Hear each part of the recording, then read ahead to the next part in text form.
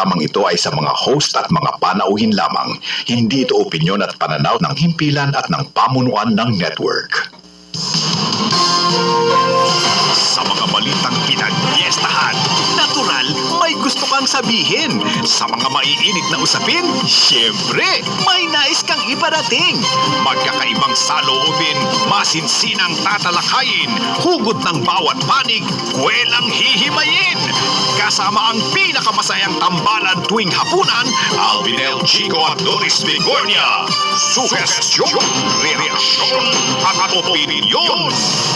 SRO. Maki-join sa kanilang puntahan. I-text, itawag, ipahayag ang inyong sugestyon, reaksyon at opinyon. SRO.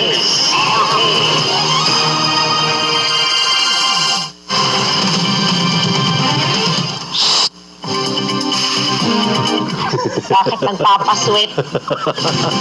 Ang aga natin, no? Kaya wala tayong pakialam sa ano ngayon. Pwede tayong magdaldala na Teka muna, ba't parang zoom out? Tele, parang ang laki ko. Pwede mo mag-zoom out ng konti? Sino ba dyan? Si Ernest? Yan, thank you.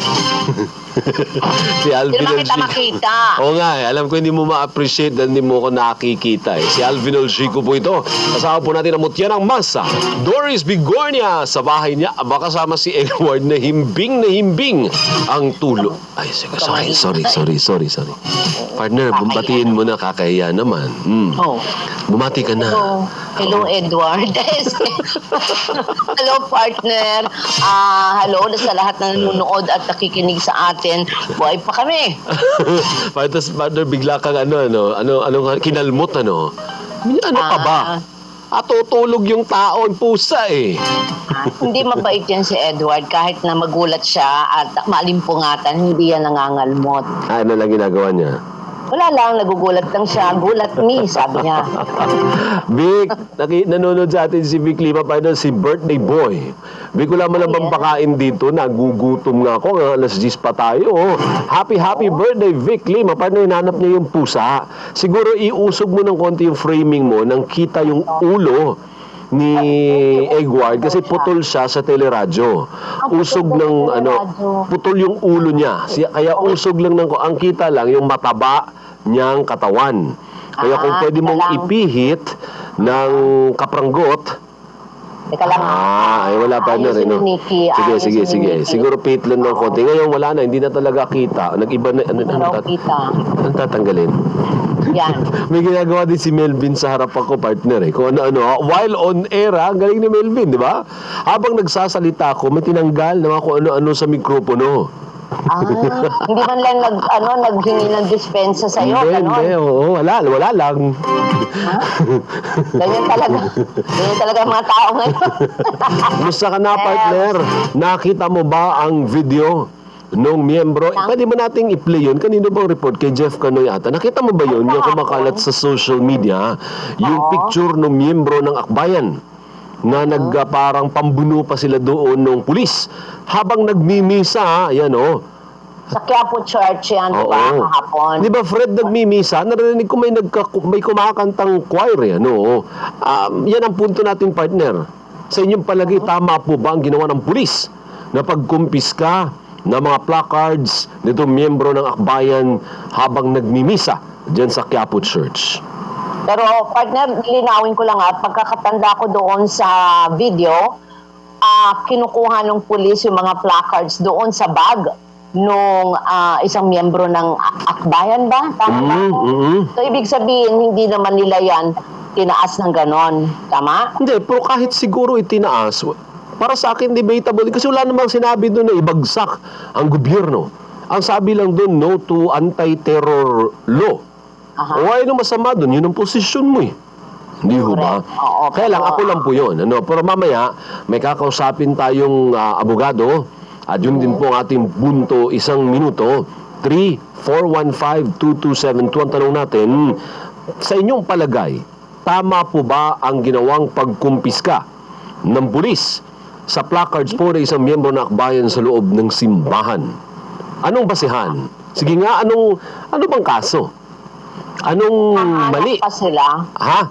Hahanap. Siguro tinitingnan muna nila yung mga libreto nila.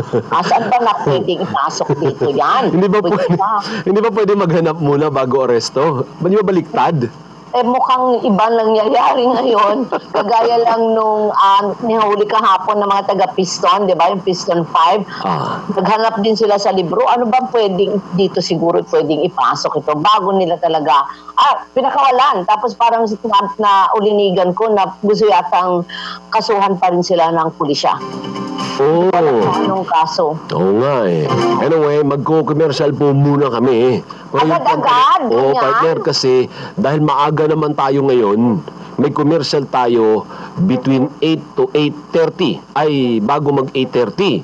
Siyempre, thank you po sa lahat po ng mga Yes. sumusuporta sa amin. Thank you po. Maraming salamat. Oy, by the way, partner, alam mo ba na si Congressman Marcoleta may final na naman na na resolusyon para imbestigahan. Babasa ko lang nga eh. Mababasa mo? Babasa ko lang, oo. Lahat na lang i-imbestiga. Ano naman, para hindi ko naman mag-isin, ano yung legislative measure na magagawa doon tungkol sa issue ng titulo? Parang ang question yung titulo ng compound ng ABS-CBN.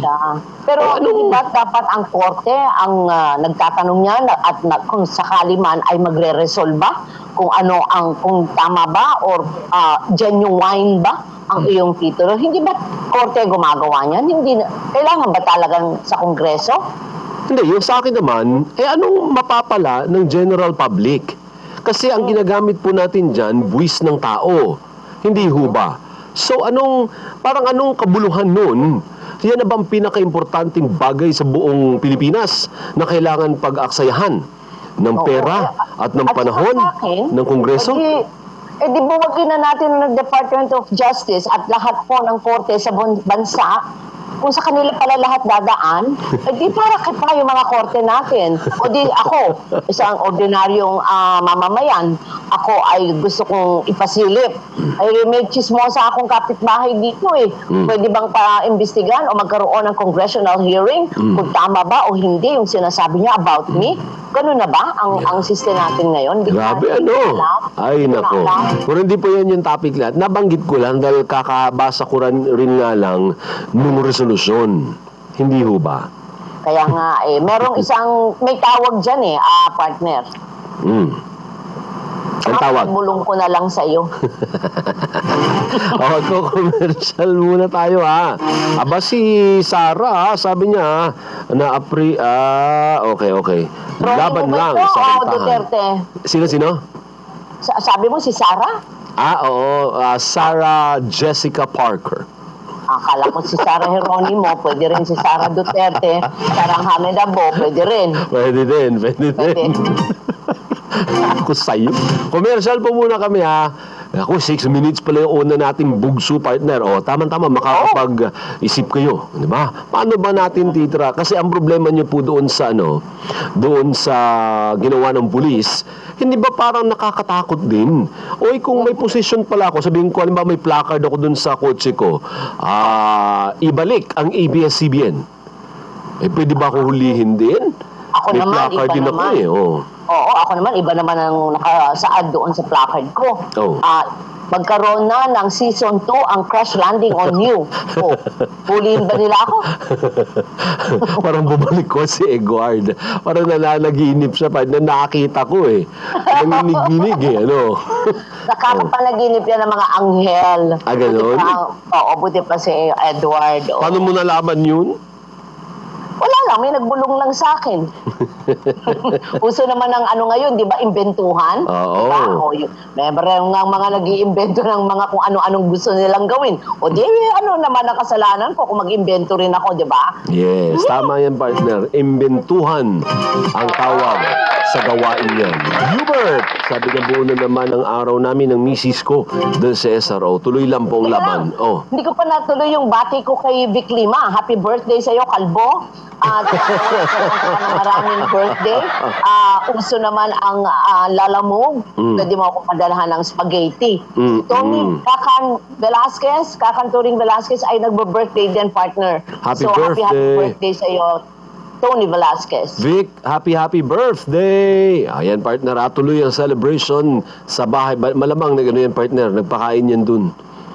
Daming, daming friendship yan eh. Maraming bisita yan eh. At saka Nagising na yung napakagalante pusa. niyan. Alam mo, galante yan si Vic. Ang dami niyang mga tawag to. Marami ang bagay-bagay na gusto niyang ipamigay. Isa lang ang hindi niya mapamigay, ang kanyang buhok. Akala ko sabihin mo maraming scholar. Ayaw. Vic! Okay, malis na tuloy yung pusa. Ay, naku, tuwalo na. Dali lang po commercial lang po tayo Commercial. Dali lang po. Okay.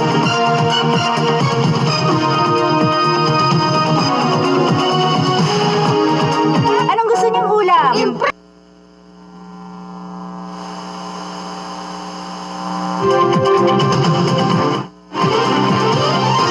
Balik na ba tayo? Ako na raw, partner. Oo. Naninibago ako. Hindi ko na masyado naririnig. Ayan. Si Attorney Jacqueline Andeguia, ang tagapagsalita po ng Commission on Human Rights, matagal nag-antay, partner. Kaya unahin na natin, kausapin na natin kagad. Attorney, magandang gabi po sa inyo. Magandang gabi, Alvin, Doris, at sa ating mga listeners this Tuesday evening. Opo. Ma'am, may na-violate po ba na human rights sa mga miyembro po ng akbayan nung kinumpiska po sa kanila ng mga pulis ang kanilang mga placard sa loob ng simbahan? Well, yes, Alvin, una, they weren't doing anything illegal. In fact, the possession of a placard is not a crime. Kumbaga, walang batas na nagpabawal nito. Second, they were not even staging a protest or rally at that time. So, kung yun yung pinupunto ng ating mga kapulisan kahapon, wala rin sapat na basehan ito. And pangatlo, in fact, nasa personal na property mo na yun, nasa loob ng bag mo. Kumbaga, hindi maaaring basta-basta na lamang kunin ng kahit sinong pulis yung laman ng bag mo o kaya ay kalkalin yung laman ng bag mo. Kinakailangan dyan ay isang search warrant. In fact, hindi nga open to the IREN yung mga gamit na nasa loob ng bag. And then, of course, kahit nasabihin na natin na yung mga nakasulat doon ay against the anti-terror law, again, that is not illegal. We have a constitutionally enshrined right, and that is our freedom of expression. And sinasabi niya, we have the right to express what we feel.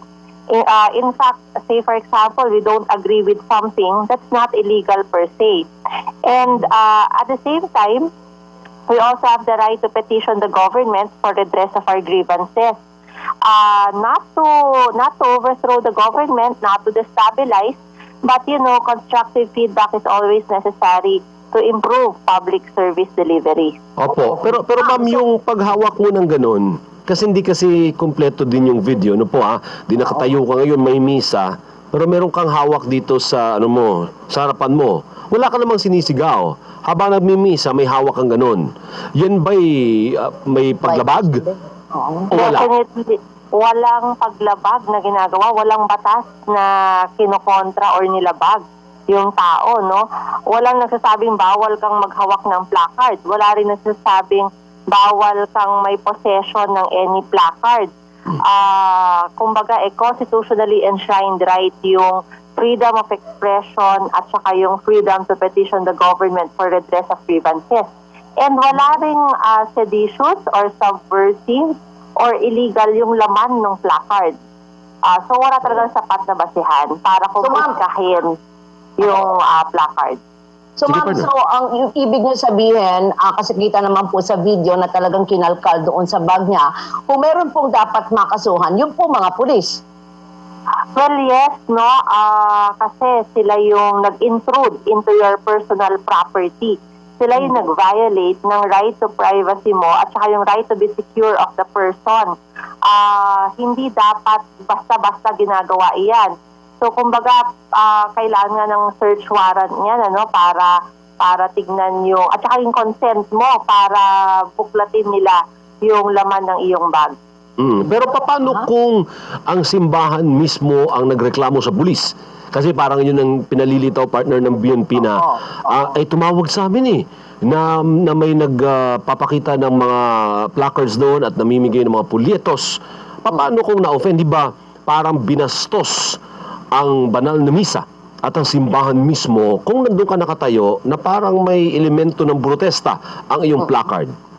Well, wala pa rin sapat na basihan na kunin yung iyong personal na property. The best that they can do is to ask you to leave. But properly pa rin dapat iyon. They cannot also ask you to give up your property again without your consent. They cannot even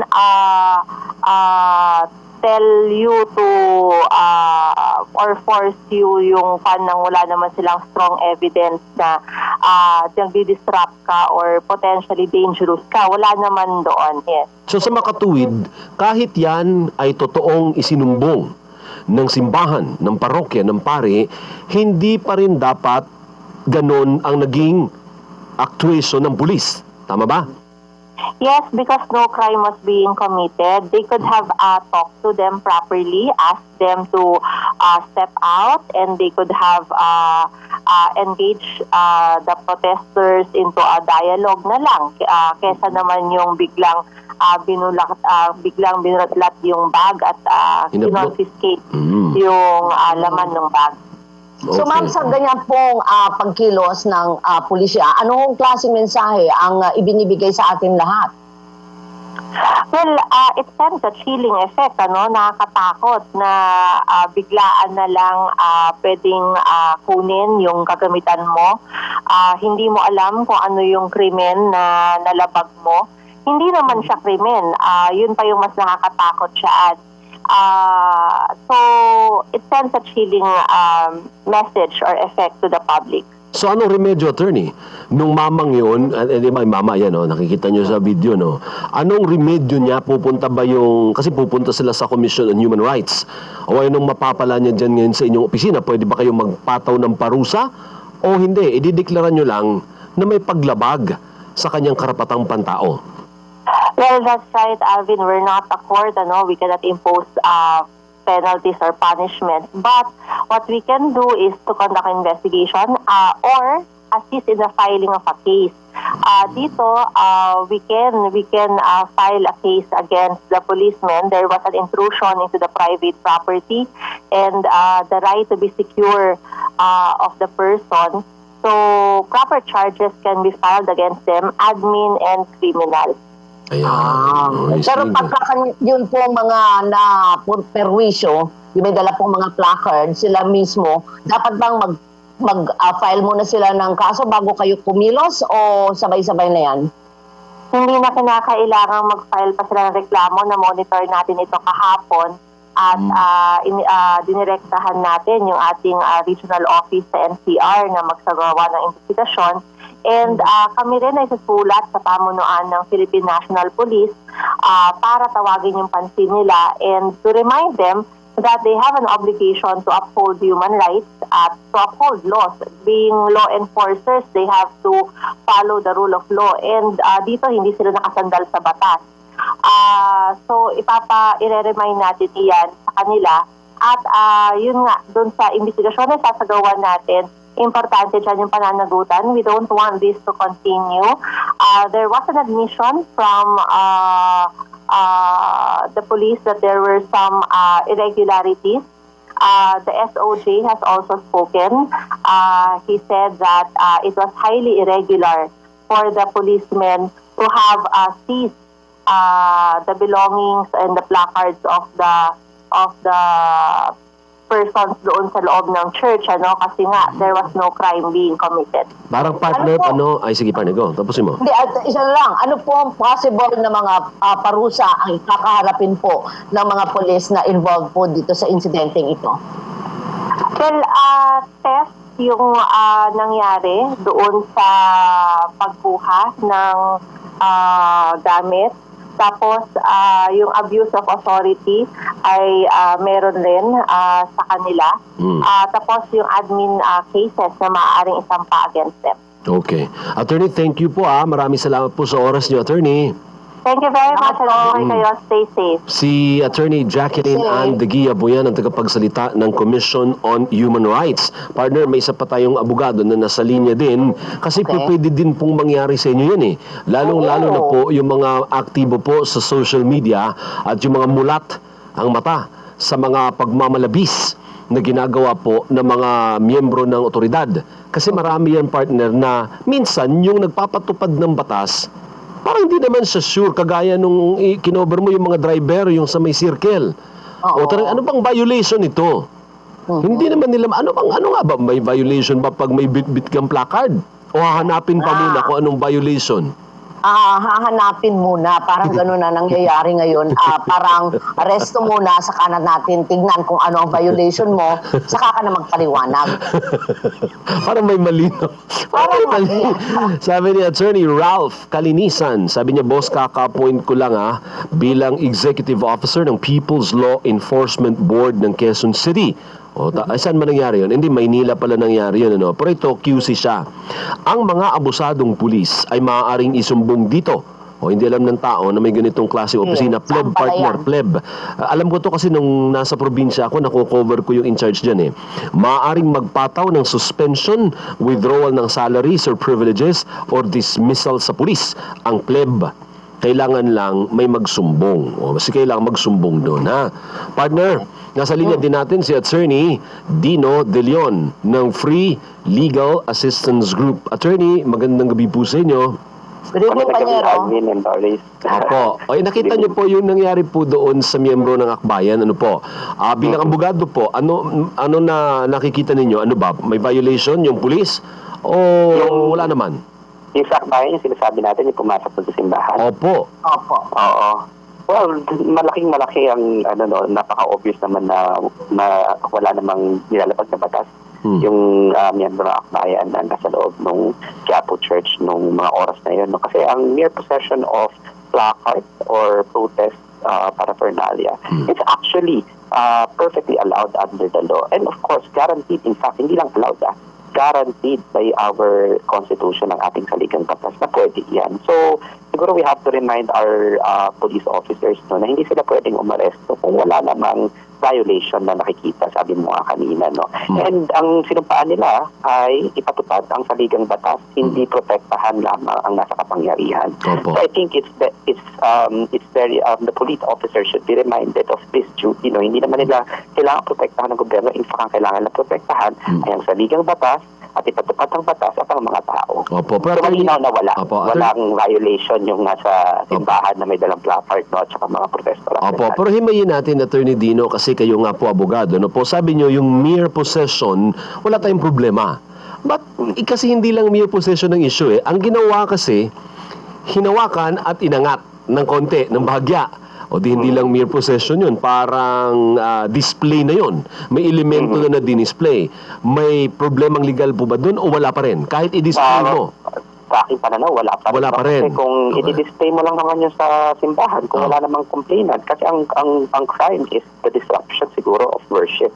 Ang tanong, may na-disrupt ba dun sa pagpagtaas ng yon? Kung Ayun. meron, sino ang complainant? Nagreklamo ba ang bishop, ang celebrant, ang Oo. mga protester, ang mga nagse-celebrate ng misa? Wala yatang nagreklamo. So in fact, if we're going to take a look at it, that did not, the mere raising of a placard, assuming na ni-raise yan, no, did not disrupt the religious gathering. What disrupted the religious gathering? The actuations of the police. Tama, Of tama. unduly, di ba, arresting somebody na wala namang ginagawang masama. So kung merong may kaso at sino ang nag-disrupt, ay mukha yatang yung police ang nag-disrupt ng religious Pero, gathering. Attorney, iba namang usapin kung kanyari ay tinaas niya po yung placard at naghuhumiyaw siya Oo, doon. nagsisisigaw siya doon. Junk the altaiter o law. Habang nagmimisa. Oo. Oo. May kaso ngayon doon. May magreklamo at saka sabihin na disrupt talaga sila doon, di ba? Anong kaso So, yun? Disruption of, ano yun? Religious gatherings. Kasi, Disruption diba, hindi ka of na a pwede religious, maggugulo ng mga religious gatherings.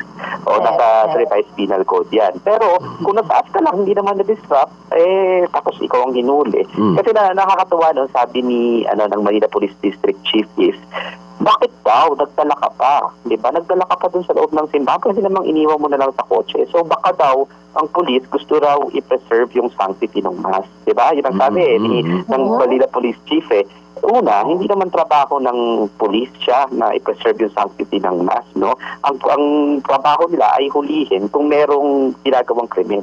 Unless yung pulis na yon pari din. Which is impossible naman. Hindi ka nagreklamo yung simbahan eh. So nakakatawa na itong sabi ng Manila Police ng police officer, hindi niya trabaho yon at siya actually ang nakapanggulo nun at halata namang palusot ito. So wag naman sana yung mga opisyalis natin sa police, no, kung magbibigay na lang ng mga palusot, wag naman sanang ganito, no, na ginagawa naman lahat ng buong publiko na parang niloloko tayo. Opo, attorney, Sabi may nga ng mga protester, wala naman kaming car. may isang impormasyon. Ito another element, and please give us your analysis pa rin, ano. Sabi niya, ayon daw kay Reverend Father Douglas Badong, yung parochial vicar ng Quiapo Church, hindi naaangkop ang paglalabas ng mga placards at pamimigay ng mga flyers na nagpapahayag ng pagtutol sa pamahalaan sa loob ng simbahan at sa kasagsagan mismo ng banal na pagdiriwang, implying na pwede na ang nagreklamo ay pari o miyembro ng parokya ng Quiapo Church. So paano yun pag meron ng complainant or nagsumbong sa pulis? Does it make it legal? Kung bigyan na natin, baka naman nga may basis ba talaga yung police, no? If we were gonna give the police officer the benefit of the doubt, kung may basis naman talagang may reklamo, pwede naman siguro. Pero as far as I'm concerned, ang alam ko, base dun sa fact, no? Inagaw sa kanya yung mga placards niya at wala namang nagrereklamo. So kung ang sinabi ng ng vicar is hindi yata naaangkop, 'di ba, sa celebration, that does not mean na merong criminal act. Ang ibig sabihin lang nun, hindi na-appropriate. Maybe siguro sa Catholic belief, di ba? Pero hindi ibig sabihin na may na-violate na criminal penal law in the Philippines. Panyero, sabi ng taga-CHR, walang karapatan yung mga pulis na hablutin, buksan yung bag at halugugin. Kunin. Oo, yung halugugin kung ano man ang nasa loob ng bag at kunin yung kanilang placard. Tama ba, Atty.? Oo, hindi pwedeng hablutin na lang yung mga gamit mo. No? Medyo nawiwili actually mga kasama natin sa police. Marami tayong mga kaibigan na police eh. So, lagi ko din sa kanila pinapaalalhanan na aside from the fact na hindi yan ang trabaho ninyo at ang trabaho ninyo ay kailangan protektahan ng mga tao, di ba? Kasi lagi sila sa atin, meron po bang kasong police, di ba? Parang hindi kasi sila natatakot kasi hindi naman sila kinakasuhan. Maraming mamamayan ang natatakot, pinapalampas na lang sila, no?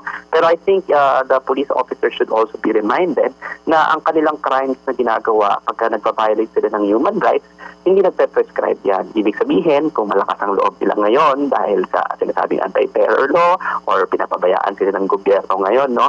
Ang gobyernong ito hindi forever, less than 2 years na lang, no? And their crimes that they're committing, hindi pa nagpe-prescribe. Ibig sabihin, pwede pa silang kasuhan 3-4 years down the line. So, dapat mag-ingat din sila. So, kung ikaw ang abogado ng miyembro ng akbayan, ano ang pwedeng ikaso sa pulis na yun? Nako, napakarami, no? Pwede nating ipakakado sa pagkuha pa lang nila, slight physical injuries, may mga criminal yan, no? Yung abusing rin, yung kanilang preventing them from actually practicing their constitutional rights sa civil code, no? So, both criminal, meron sila dahil sa hindi natin alam kung ano nangyari doon na commotion, di ba? Pero definitely, nakikita ko may administratibo at meron ding civil liability itong mga police. Yung criminal, depende sa fact. Assuming na may makita tayong di ba, injury na naganap sa kanila, paghablot nila ng mga ng coercion din kasi yun eh. Yung pagkuha nila ng mga gamit na hindi naman sa kanila. Actually, tatanong ko, anong slight physical injury doon dahil paano nasaktan ba yung hinablutan? Kahit anong may gas-gas lang yan, pag hinablutan mo, pwede mag-slight physical injuries, pwede rin coercion. Kasi pinipilit kang gawin ang isang bagay na hindi naman karapat-dapat, no? So, maraming pwedeng ikaso dyan, no? As soon as I see siguro ang salaysay nung nasa akbayan, marami nang pwede ipataw. But definitely, abuse of authority will be one na administratibo, no? At saka yung civil, case rin ng damages at the same time yung pag-violate nung karapatan nilang i-practice yung karapatan pantao.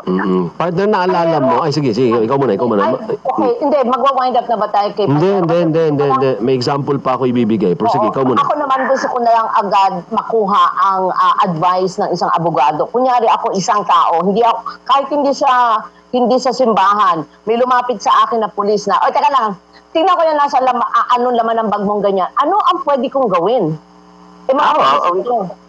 So to begin with, the police officers cannot search your bag. Hindi pwede hanggat wala silang tinatawag na probable cause, no? So hindi pwedeng buksan mo nga yung bag mo, sabihin mo lang ay respectfully, sabihan natin sa mga kababayan natin na pag sinabing buksan mo nga yung bag mo, mag-respectfully decline ka. Sabihin mo ay hindi po pwede unless I'm under arrest or meron pang search warrant. Meron po ba? Kung wala, just respectfully decline. At least pag pinilit, may kaso na po yung police. Diba kasi sabihin niya, pagkapatingin nga ako ng bag mo, pinakita mo, meron kang voluntary act dun eh. So dapat, importante na i-register mo na nagde-decline ka. So again, your bag cannot just be arbitrarily searched by the police and you can just respectfully decline. Partner, kaparo kami ni Myla Ong. May mga tanong din sa iyo to ni mamaya mga viewers natin. Sabi ni Myla Ong, similar but not as disruptive as yung namayapang si Carlos Celdran. Partner, naalala mo yun? Oo. Pero yung sa kanya, alam mo bang parang napatunayan yun ng parang in-affirm ng court yung decision niya? Kasi, attorney, correct me if I'm wrong, yun talaga ang example na naging disruptive. Kasi parang nagsisisigaw siya doon habang nagmimisa partner. Damaso, di ba? Namayapang si Carlos Celdran. So, wag niyong gawin yun. Ibig sabihin, kung meron kayong stand sa isang bagay na hindi naman, siyempre hindi ka magmumura, may violation ka na kaagad, wag niyong gagawin to disrupt a proceeding kagaya ng misa dahil pwede talaga kayong kasuhan. Pwede talaga. Oh. Pwede talaga. Yung kay Carlos Celdran, sumalangit na I think calculated yun sa kanya kasi he really stood by what he believes in. I'm not encouraging it, pero sa kanya, he thought that it was worthwhile. I think naman he's an intelligent man and he knew that was not acceptable. No? So, Sino po? Siya, si Carlos Celdran. Ay, hindi. Statement niya kasi matapang yun eh. Kumbaga talagang pinanindigan niya. talaga siya. At nakakonvict siya. Yes. And he said, I stand by what I did because I thought that I was fighting for reproductive health. Diba? Yes. So yun yung napagkaalala ko ng mga oras na yun. Kayo ba yung abogado? Hindi naman. Pero kung tatanungin lang, krimen ba yun? Oo, punishable yun. And in fact, he was convicted at that point. Paano? Hindi ko ma-reconcile, Panyero, kasi sinasabi mo at sinasabi rin ng CHR, lahat tayo, nasa konstitusyon naman yan, mayroon kang karapatan na isaad ang iyong mga saloobin. Mayroon kang, karapatan na magsalita.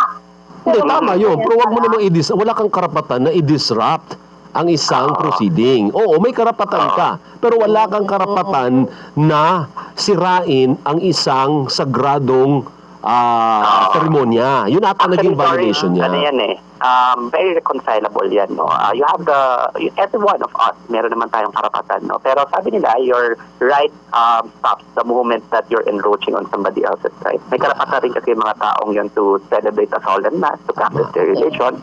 So, ikaw naman, pwede ka rin namang mag-express ng sentiments mo sa Facebook, sa public bar, di ba? Hindi sa isang private proceeding or religious gathering. So, yun, very reconcilable yan. All right. Tama naman, no? All rights have limitations. Pero in that particular instance, nung nandoon sa pinag-uusapan natin kanina, pagtataas lang at wala namang disruption na naganap, wala nang private complainant, hindi naman reklamong simbahan, I think masyadong overzealous yata yung police. Kasi ang tanong natin dyan, kung placard ba in support of the government ng sinaas, will they be overzealous as well? Diba? Yun yung double standards na kailangan natin pag-isipan. In fact, I think the police officer na siguro PO1 to PO2 or diba the ordinary policemen are getting a cue from the Bolsinas, no, ng ating NCR PO chief. Kasi sabi niya, paglabas pa lang ng placard, huli na, walang salita. ayun, maling-mali yun. No? I don't know where the good police officer is getting his audacity. Ang lakas ng loob niya, siya yata ang number 1 violator noon na nagpapamanyanita. So, iba rin yung moral attendance itong police na ito. So, pag naglabas ng placard, ulihin, pero pag nagmanyanita, hindi ulihin. Ganun? Oo nga, lakas ng loob Ay, ng police nako. officer na ito. No? Dapat yata siyang hulihin. No? I don't know where he gets his moral ascendancy and audacity talaga. Kapal na lang yata ng mukha. Attorney, may isa pa po akong example. Halimbawa, may misa at inangat mo ang iyong kaliwang kamay. Di ba, nakaganon ka? Di ba may ganun, makakaliwa? All throughout the mass, ganun ka lang. May legal ba akong problema? Ba yun? Ayun, pwede namang sabihin na praise the Lord ka doon, no? Ang lagi lang dyan is, are you disrupting the mass? If you're not Ayun. disrupting the mass, you're really, di ba, you have the freedom to express as well your religious convictions there in any method. Di ba? Basta hindi ka nakakapag-disrupt. Again, of course, Unless attorney, merong isa doon na nagmimisa na makita niya o she finds it offensive na habang nagmimisa ay nakaganyan ka. Siya ang magreklamo. Magreklamo, saka dapat disruptive. Kahit magreklamo naman not, a mere complaint will not suffice. What is essential is, ikaw ba talaga ay nakakapag-disrupt? It has to disrupt the proceeding. If it doesn't disrupt, so wala. Carlos, Okay. diba? Sumigaw siya, tama to, diba? It disrupted the entire proceeding. That was clear. Pero kung nagtataas ka ng kamay, hindi mo malam kung nagdarasal ka dyan, diba? That will not count. So, the determinant is, reasonably ba, dinisrupt mo? Kung dinisrupt mo, you have to face the consequences. So, halimbawa, disruptive, wala Opo. yung problema. So, halimbawa, kung nagdamit ka, kagaya ng mga ginagawa ng mga makabayan block, ang damit mo, nagsimba ka, ang damit mo, ibasura ang anti-terror law written all over your clothes from head to foot. Nakalagay pa na, ginagawa nila yan, nakabarong sila. Wala kang violation doon kasi hindi mo Walang naman violation. dinisrupt. Okay. Walang violation. In fact, you can, you can marry your right to protest with your right to religion as well, di ba? Pwede naman ako'y napoprotesta at ako rin ay katoliko at nagsisimba. Diba, hindi naman yan na-divorce, hindi naman yan kailangan i-divorce from each other. Again, you just wearing protest shirt in a mass does not disrupt the mass, diba? In fact, ang dami-dami nga, may grupo nga ako na kasama ako, yung Prayer Battalion for Truth and Justice. Yun, lahat kami naka-Prayer Battalion na shirt, diba, na itim, right from the very start, pero nagsisimba kami, nagkarasal. So, Opo. that's very possible naman. Attorney, pero hindi ba may anti-terror act na raw? Sabi ni George Mundo. Hindi kaya kasali yun doon na pwede nang manghuli ngayon? Kasi parang sabi nila, hindi, baka may terrorism kang gagawin dyan. Oo. Sa pantahan namin, may intention ka na gumawa ng kaguluhan at mag-terrorize. Perfect, no? Kasi dun sa anti-terror law, meron dyan yung sinasabing, if your speech cause to disrupt daw the public, no? Endanger the public. Ang question dun sa anti-terror law is, paano mo masasabi kung nakaka-endanger ang speech to the sa publiko, no?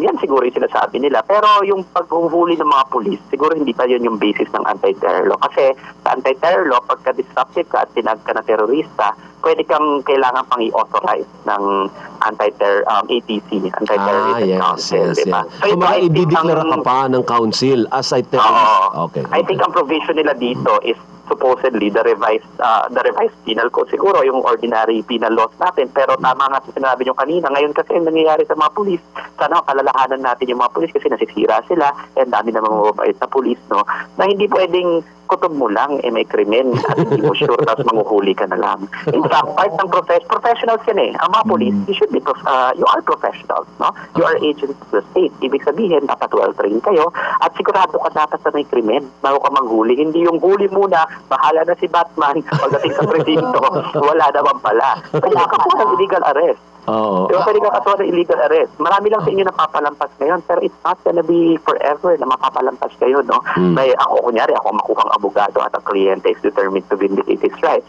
We will make sure na you will get punished, no? Sa blend, sa NAPOLCOM, sa criminal cases and civil cases. Ayaw naman natin yung kasi supposedly magkakakampi tayo, di ba? Isang bansa lang naman tayo. No, but they have to be careful really.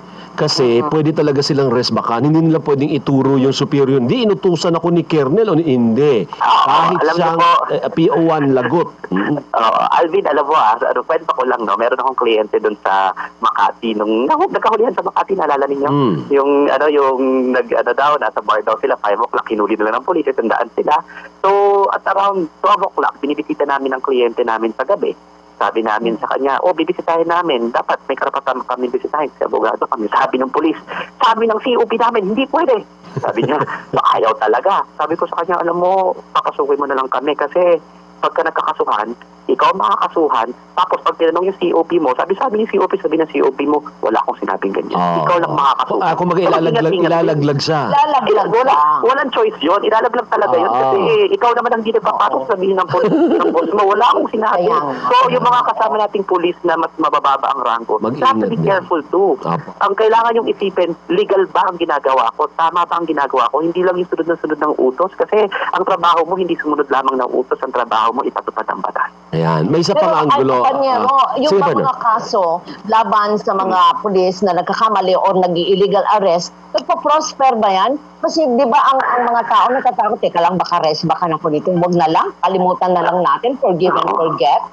Ako, maraming instances ang nagpo-prosper. No? In fact, alam niyo, palalahanan ko lang rin yung mga kasama nating mga kapulisan, mga kaibigan rin naman natin.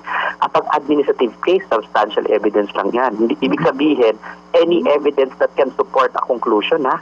So, ibig sabihin, mababa yan, hindi yan proof beyond reasonable doubt. Hindi yan preponderance of evidence. Substantial evidence lang kailangan. So, ang daming instances na tatanggal, na po forfeit ang lahat ng mga benepisyo, hindi na kayo pwede magserbisyo ulit sa gobyerno. Diba? Maraming natatakot, pero alam mo, kung sobra na rin sila, kahit na may mga natatakot, meron ding mga ilan-ilan na biglang mahanap ang kanilang boses, makakahanap ng tamang abogado, nabibigyan sila ng ng lakas ng loob. Tsaka ano bang gagawin ng ating mga kasamang polis? Paghihigantihan nyo ba? Tandaan rin natin, sandali lang tayo sa mundong ito. So kung panalo kayo sa mundong ito, panalo ba kayo after? May justisya lagi. Last two questions na lang, attorney. Ito, ibang anggulo naman. Si Ed Manyalak, ibang anggulo naman niya. Sabi niya, tanong ko lang, bakit may video or camera na mukhang set up ito against the police? The coverage is quite comprehensive, showing footages of priests saying mass, some shots at different angles. Sabi niya, camera ba ng ABS ito? Kami kaagad, Ed? Parang actually sa social media na yun eh. So baka set up ng simbahan at kasabwat yung babae na may placard with pamphlets to show police in a bad light against anti-terror law. What do you think, attorney? Marami kasi tayong conspiracy theories na ganyan, no? Well, number one, tandaan natin, lahat ng tao may camera na ngayon, no? Meron ng mga, ako, lagi ko sinasabihan ng mga kliyente ko na be prepared with your cameras, number one. Number two, hindi naman yata madaling i-set up ang pulis na papasok sa loob ng simbahan at mangunguha na lang, no?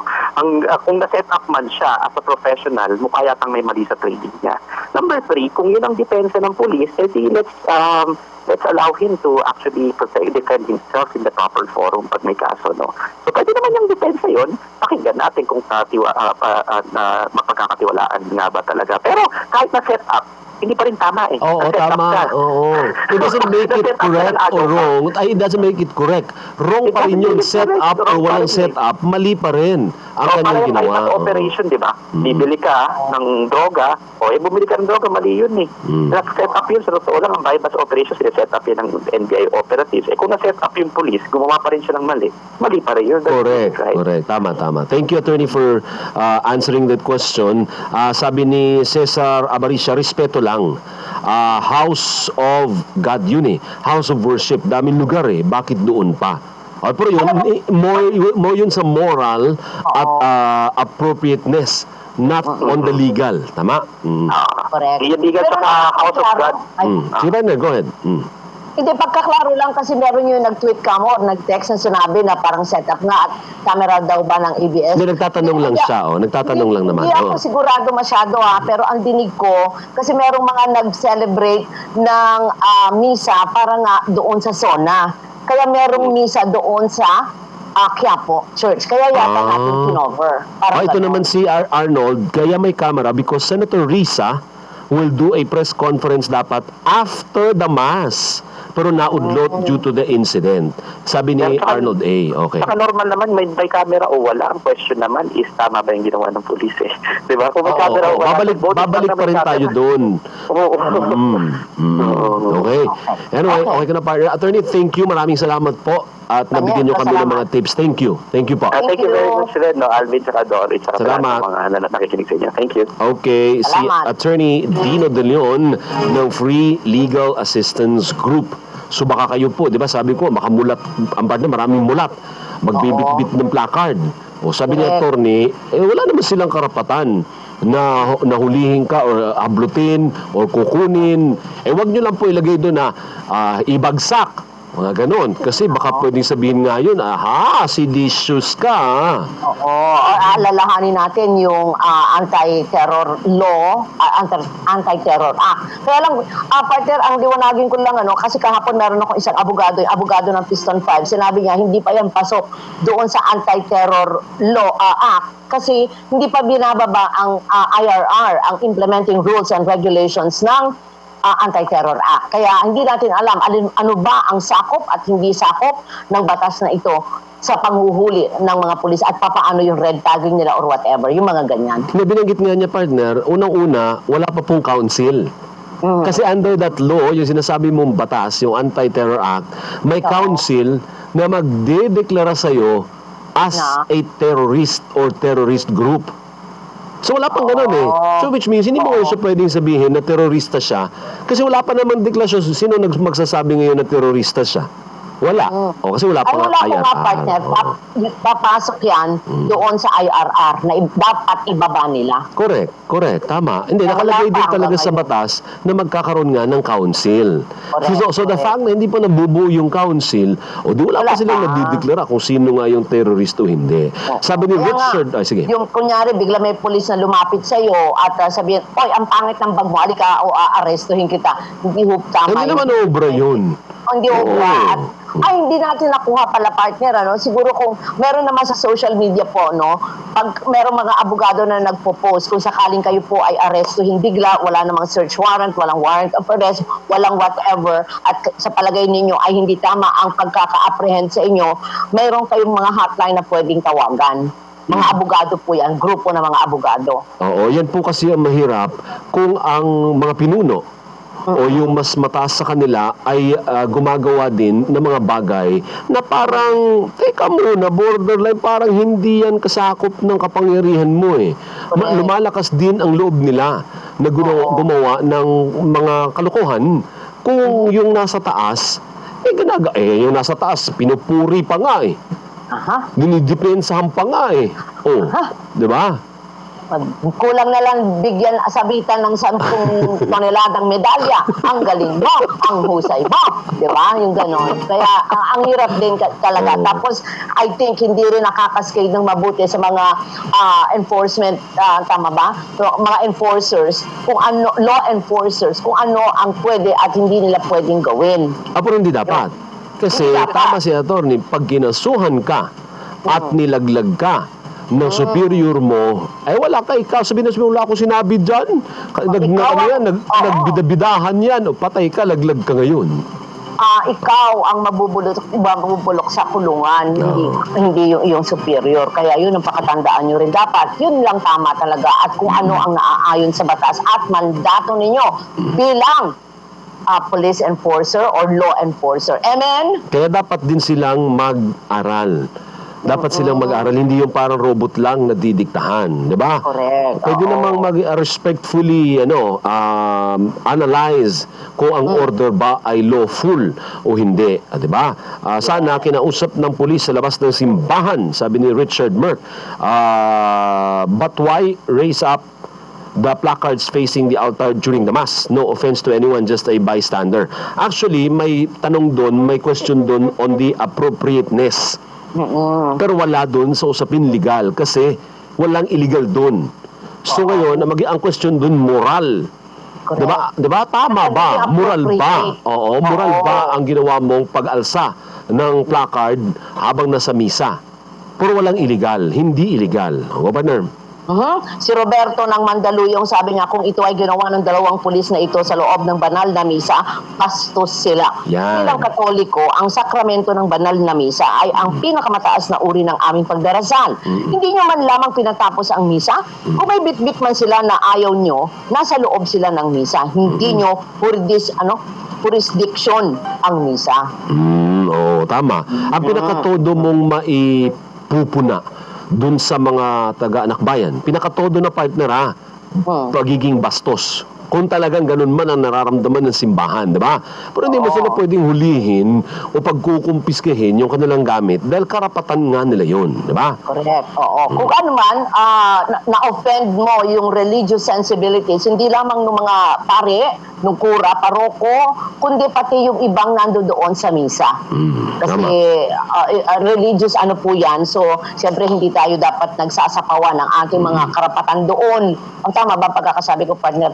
Kung may karapatan ng isang yung katabi mo, meron din akong karapatan. Ang gusto ko, ang karapatan ko, magdasal ng taimtim. Ito ang karapatan ko. So, pag na-offend mo yung kanyang sensibility, medyo nagkakaroon tayo doon ng hindi pagkakaunawaan. Kaya sabihin niya, kung gusto mo magdasal ng taimtim, di pumikit ka, o hindi mo na ako makikita.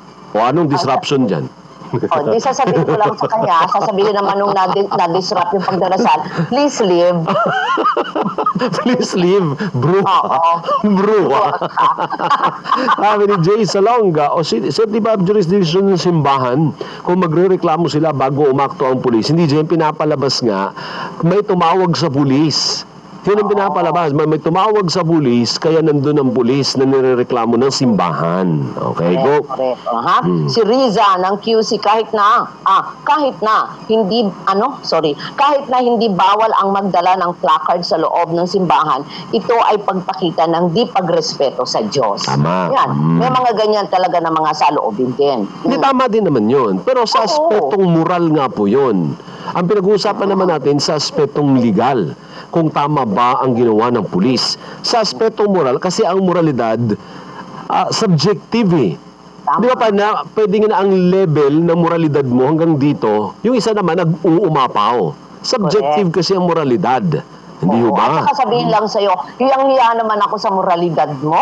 Diba? Yung mga ganong klase. Kasi iba-iba eh. Hindi natin, tama ka, subjective yun. So, paano tayo magkakaroon ng pagkakasundo dyan? Kaya, ang na lang, respetuhan. Kaya yan po mamaya, sige, may punto tayo dyan. Sa inyong palagay, tama po ba ang pagkumpiskang ginawa ng mga pulis sa mga placards ng akbayan sa loob ng simbahan sa Quiapo? Tawag po kayo 3-4-1-5-2272, local 5671-5672 at 5673. Partner magbasa ka bago ako mag-commercial, 9 o'clock na kasi Si Rodrigo, hindi ko alam kung totoo itong apelyido. Partner, pwede ko bang sabihin? Kasi lagi siya ito sa Twitter. Ito ang Twitter name niya eh. Hindi, sabihin mo lang na yun ang Twitter handle niya. Pero you don't know for a fact na siyang na ganyan nga ang pangalan niya kasi sa Twitter may anonymity dyan eh. Pwede kong sabihin na ang pangalan ko ay Doris Bigornia. O hindi naman pala ako yun. Di ba? Twitter handle. Sige. Parang respeto na rin kay Rodrigo kung ito man ang totoo mong pangalan, Rodrigo Bayot. Magandang gabi po, Ma'am Doris. Jurisdiction na po ng simbahan kung nasa loob. Hindi dapat manghimasok ang pulis. Yan ang kanyang punto. Sige ba na? Si Sheila Marica Balinan, lahat bawal ba yun? Expressing the emotion of the people and rally everywhere? Bawal na paano naman yung expressing the feelings of the people, terorista agad? Ang dami niyang question mark. Sabi ni KD ng Makati, hindi po ako sang-ayon. Alam man silang ginagawa, posible na nagpa-participate nga sila sa mass during the time na nilapitan sila. Praning lang ang mga authority masyado. Dapat nasa lugar ang pag-implement ng batas. Thank you. Jet Capis, maraming salamat sa iyong pagkomento. Ay, hindi pala. Ito yung chismisa namin kanina. Jet, miss na kita. Pwede magko-commercial lang ulit ako Sa ating pagbabalik, kakausapin naman natin yung eksperto naman sa teknolohiya. Hindi mo, napanood mo ba yung SONA kahapon? Ang tinira naman Smart at Globe. Oo, pero hindi ko nga napanood. Kaya balita ko, kinakabahan na rin partner yung mga empleyado. ng Smart at Globe dahil may banta din sa kanila. Sabi, pasasar ako kapag December hindi pa gumanda yung serbisyo ninyo Sa totoo lang, lahat naman tayo relate. Dahil, di ba, paminsan-minsan, nararanasan natin yun pa din. Ano ba naman itong cellphone? Gusto ko itapon. Pumapangit yung signal. Kaya nga yung telepono ko, tignan mo, puro peklat na ako. Kasi sa kakatapon ko to Lagi kong binabato to Pero ang tanong, kasalanan nga ba ng telco kung bakit ganyan kapangit yung signal? Alamin natin si eksperto dahil naman tayo expert. Tatawagan natin mamaya si Professor Art Samaniego ng Manila Bulletin. Kung okay lang si partner. Medyo okay naman. Parang hindi sure. Medyo lang. Magaling yan. Magaling mag-laymanize yan. Ako naman, lagi natin yung guest, di ba? Correct. Commercial po muna, sandali lang po. Tapos pagkatapos ni Art, yung mga callers, baka sa punto'y sa minuto kahit damihan ulit natin. Pero wag naman kagakahapon, 10 Kahit siguro mga 9. Ayaw mo pa. 9.5. Sige. Sapatos ba ito? Commercial! Okay.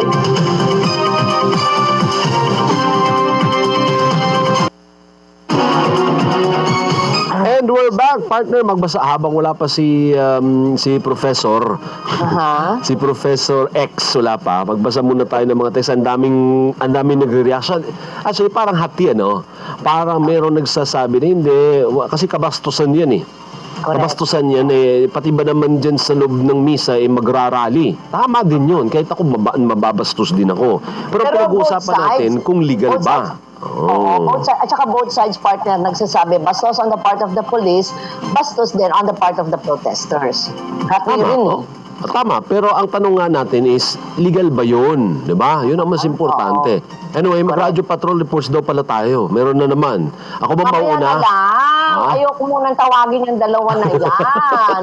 Right, partner, with your indulgence and Ara and Jeffrey, babatiin ko lang sana si Ma'am Candy Pangilinan at lahat ng bumubuo po ng Viva Live Inc. Meron silang newscast, BGC News. Pero medyo wala lang, kawawaan lang. Pero maraming salamat sa inyo, Bina Parehas. At, yun? Parang 6 o'clock news? Parang gano'n? Parang ganyan, oo. Fun. Alvin, in-interview nila ako kanina. Hindi ko lang alam kung sa 2040 yata ilalabas ito Kaya hindi ko hindi ang napaka-kengkoy talaga pala niya. Si Candy Pangilinan? Oo. Magaling yun. Magaling, napakagaling. Sorry naman, hindi ko nakuha ang pangalan ni Direk, pero maraming salamat sa inyo. Kanina nila ako in-interview. Direk Lauren Jogi ba? Hindi. Hindi Direk, nakalimutan. Directed by, yun ang kanyang pangalan. Direk Carlo Caparas. May isa pa. Direk, meron pa yung sabi mo, alam mo yan, alam ko, kilala mo yan. Mga kahilera ni Kapara. Sige na, Alvin. May isa pa ako. Direk Ramsey? Direk yun, lumalabas ang pagka-Ilonggo. Si EJ yun. Si EJ na entry. Direk Paulate? Roderick yun. Itong batang to, dahil kalukuhan partner Number 2 part. Diba? Kayon? Direk Pabilio? Roderick yun. Ano ba kayo mga? Kayo talaga. Basta ka pa dyan, may sasabihin lang ako kay Fred. Ikaw muna, magdaldal ka dyan. Sandali lang. Teka, babasahin ko yung iba. Si Age Defiant, bakit nga ba napaka-emboldened ng mga kapulisan? Hindi lang naman sa Pilipinas, pati sa US at Hong Kong. The more na kailangang tapangan at magsalita kapag may kamalian. Tama naman yan, Age Defiant. At makinig po tayo sa ating mga abogado. Uulitin ko yung mga meron po mga katanungan tungkol sa batas at kung paano ang gagawin ninyo kung sakali kayo ay mahuli or bigla na lang may mga pulis na dumating sa mga bahay nyo, know your rights. Marami pong mga nag-assiste ng libre pro bono po na mga abogado. Nangunguna na dyan ang flag. At saka, sino pa ba yun? NUPN yata, yung mga ganyan. Pwede na ba akong magsalita? Hindi. Umalis ka, di ba? So, ako muna. Carlo.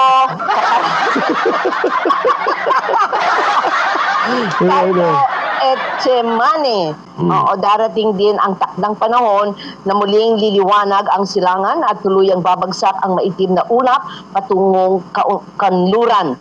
Kailanman hindi mananaig ang tatlong mukha ng kasamaan. Amen! Amen kayo, Carlo. Ako na ba? Hindi, tatawagin ko na kasi may isa pa tayong guest. Nasa Zoom na Oo, nandyan. pala, Nakikita mo ba si ano dyan?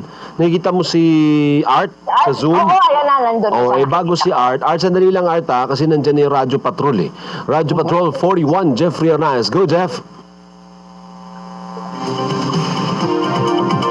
Yes, Kuya Alvin at Ma'am Doris, muli nga nagkaroon ng noise barrage sa labas ng himpilan ng ABS-CBN. Nagsimula itong noise barrage alas 6 ng hapon at nagtapos alas 6:30. Eksakto 30 minuto nagtagal itong pag-iingay alinsunod sa oras na ibinibigay ng mga pulis para sa buong programa. Tulad ng mga nakaraang gabi, bigay todo sa pag-iingay ang mga solid kapamilya, mga empleyado at mga motorista. Pero ang bida ngayong gabi, ang mga solid kapamilya na nag-noise barrage sa kanilang bahay bilang suporta sa ABS-CBN. Ibalik ka na ang ABS-CBN! Yan ang nagpapasaya sa amin! Namin ang ABS-CBN at ang showtime!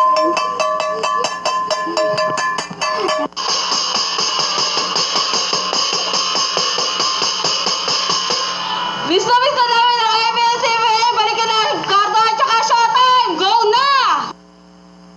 Yan lamang yung ilan po sa ating mga kapamilya na nagpadala ng kanilang mga video ng kanilang sariling noise barrage sa kanilang mga bahay sa social media. Bukas ay inaasahan, ayon na rin sa National Union of Journalists of the Philippines, ay magkakaroon pa rin ng noise barrage sa labas ng himpilan ng ABS-CBN hanggang sa mga susunod na araw. Itong Radyo Patrol. Yeah. Ma'am Doris. So, yung 30-minute rule ay ganyan pa rin ang mangyayari. 30 minutes lang. Yes, 30 minutes lang. So, yung mga pulis nagbabantay na doon sa unang pag-iingay. Doon na yung papatak ang minuto at 30 minutes na lalapit na muli yung mga pulis at papauwiin na yung mga nag-iingay. So, 30 minutes na lang daw. Oo. Pero kung ikaw ay nakakotse ka, parang si Ina Reformina, walang tuknat sa pag-iikot dyan. Ay, wala yun. Pwede. 30 minutos, ganun. Ikot-ikot ka lang eh. Oo, wala After yun. 30 minutes, papipigilan na si Ina. Hindi, okay lang. Okay lang Hindi yung kasali yun. mga nakamotor. Okay lang na bumusina. Maski ngayong oras, pwede pa rin po kayong bumusina. Hindi po counted yun doon sa 30 minutes. Oo, hindi sila kasali doon. Yung 30 minutes yung nakatenga lang doon. Correct. Isa na lang follow-up question. Jeff, kamusta naman ang barbero mo? Di ba?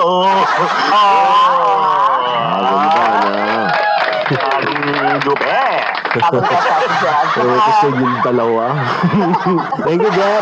Radyo Patrol 41, Jeffrey Arnaiz. Partner, your favorite? Okay, si Radyo Patrol 55. Mga pangalan kong batang to. Ara Perez. Go! Ara! Ate Doris, Kuya Alvin, nanindigan si DOH Yusek Maria Rosario Vergere na nilalabas ng ahensya ang lahat ng datos ukol sa COVID-19. Tugon ito sa Facebook post ni Vice President Leni Robredo kung saan sinabi niyang nakalulungkot ang aniya attempt to mislead people and sugarcoat the truth kaugnay ng nilabas ng DOH na pagbaba sa positivity rate mula sa 22% noong Abril sa kasalukuyang 8%.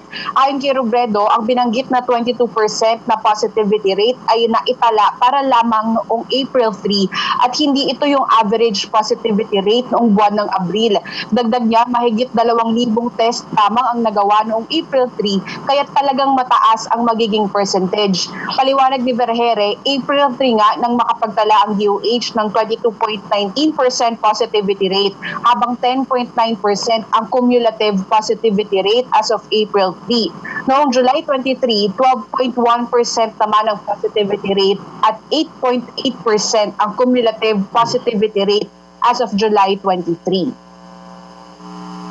Gusto lamang po namin ipakita na meron na pong pagbabago in terms of testing capacity. Kaya po bumababa ang mga numerong ito ay dahil nga nagkakaroon na po tayo ng mas maraming laboratorio sa bansa na maaring makagawa na po ng test. Dagdag ni Vergere, naglalabas ng DOH ng global parameters bilang basihan kung sapat ang pagkontrol ng COVID-19 sa bansa. Wala pong intensyon ang kagawaran ng kalusugan na linlangin ang mga tao sapagkat nilalabas naman po namin ang mga mahalagang datos na maaring gamitin para sa analysis. 10.9% ang naitalang positivity rate ng bansa noong July 26 kung saan 2,491 ang COVID positive mula sa 22,944 na ginawang test. Ito ang Radyo Patrol 5, ate. Wala lang.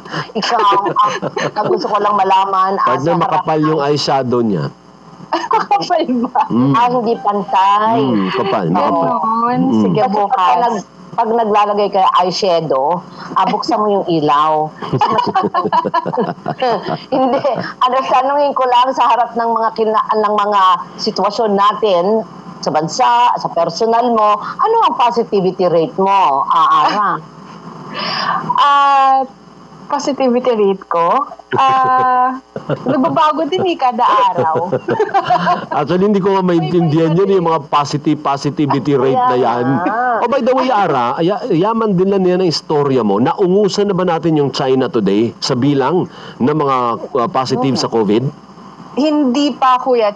Mas nauna pa rin ang China sa atin. Ilan yung China, ilan sa atin? Pero ang China ay may 86,000. Tayo? More than 86,000.